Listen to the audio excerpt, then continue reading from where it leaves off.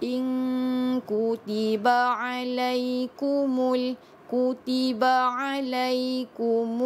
qitalu alla tuqatilu.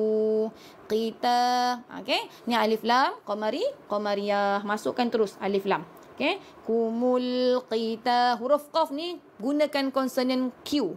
Okey, QIQ.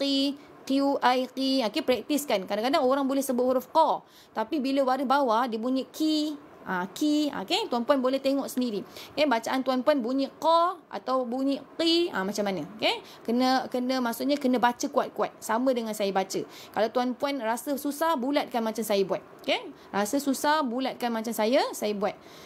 Qala hal asaitum in kutiba alaikumul qitalu alla tuqatilu.